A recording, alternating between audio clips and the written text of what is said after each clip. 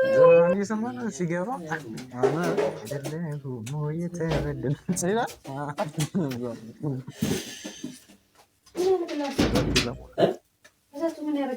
እራቴን ላሞቃት ነው። እራቴን ላሞቃት ነው። እንዴት ትኩስ እኮ ነው። አሁን አልበላም። እንደ እራት አጠገብን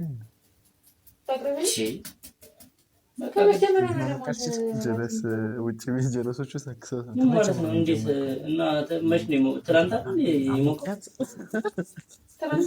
ተነጋግሩ